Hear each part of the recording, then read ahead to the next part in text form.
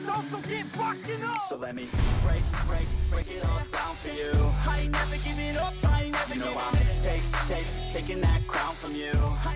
Everyone, welcome to a video here on FPL Penguins channel. Thank you very much for asking me on. I am here to talk to you all about Chelsea, how I think our prospects are going to be this season, and some of our players as FPL assets and who I think potentially you should own either start of the season, later of the season, all that good stuff. So let's go straight into it, starting with goalkeepers. So we've had all the ups and downs, I'm sure all of you are aware, with Kepa. I still think he's got qualities, and I think whether it's at Chelsea, I don't quite know, because I think there's a lot of fan hatred towards Kepa after what he's done, but he definitely is a keeper that has potential. He's big on confidence, so if he's a confident player, he's playing well. But Mendy is likely to continue as our first choice keeper. There is a little bit of chat on fan forums and things about, do they want Kepa to start playing a few more games to try and get a bit more money's worth out of him and see what they can get given how much they paid. But I highly expect Tuchel will go into the season with Mendy,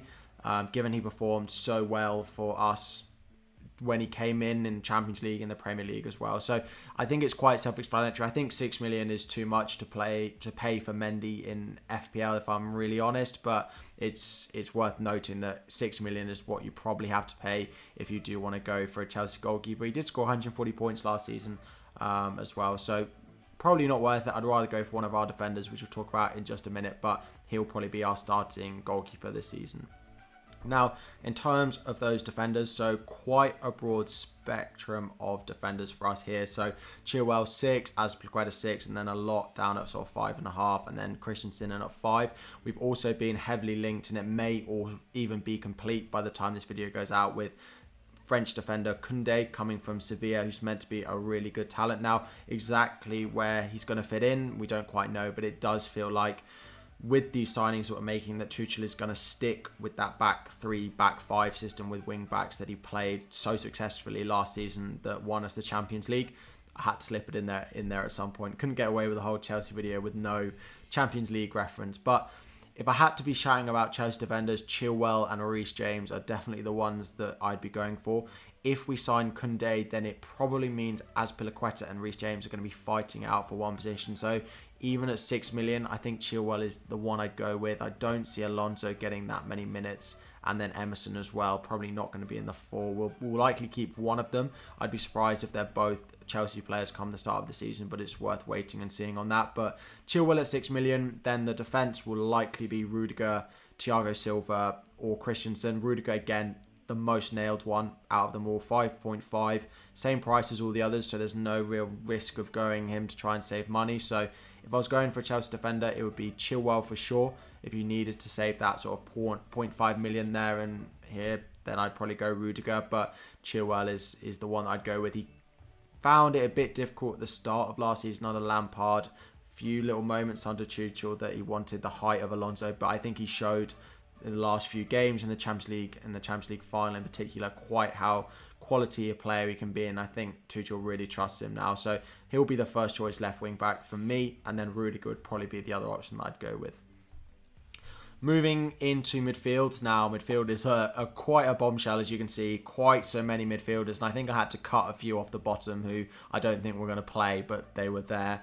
There are a lot of them. Mount 7.5 was the highest scoring last season, but then there's a lot in there. You've got Jorginho, Kante, Kovacic will be fighting out for the 2 midfield spots again. There is continued talk, as there is every transfer window for us, about Declan Rice coming in, but I think it would be a surprise now if it happened this late into the transfer window. It's gone a bit quiet, and I think our efforts are focused elsewhere, which we'll mention in a minute. A bit on Koundé, but a bit elsewhere as well. So I'm not sure Declan Rice will end up coming in now, and I think Jorginho, Kante, Kovacic will continue to rotate those 2, and then he may, if he needs it, the likes of Loftus-Cheek could play in there, Gallagher as well after a strong season at West Brom, but I think it will likely be those 2 in those midfield, and then it will be the front 3 again. So it's probably worth talking about the midfield and the forwards together, because of that front 3 we play as a combination of midfielders and attackers, which we tend to play Mount on one side, and I highly expect that will continue to be the case.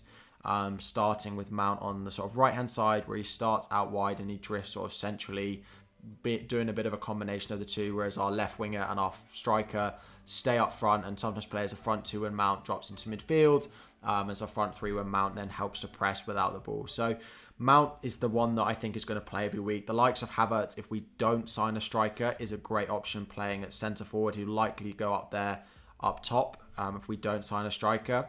But Mount, the one that whatever happens will likely be in that starting lineup. Pulisic, Ziyech, I just don't see them starting that often. Pulisic can be a really good impact sub. We can see a lot of rotation with this Chelsea team next season given a lot of these options. But Ziyech is not one I think will get that many minutes. If I had to say attacking wise who I think will get minutes, would be Mount definitely, Havertz if we don't sign a striker, and then Pulisic occasionally as well. But in terms of the forwards, Werner is the only one here that I can see getting any minutes. It's likely, depending on who we sign, that Tammy Abraham will go out and will be playing somewhere else next season, either on loan, but most likely to be sold. Unfortunately, I do love him, but it just hasn't quite worked out, I think.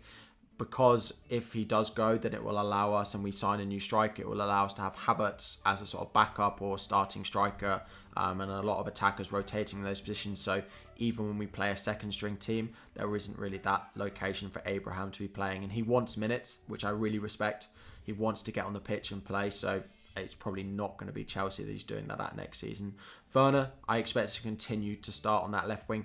He gets a lot of abuse, and sometimes quite rightly so.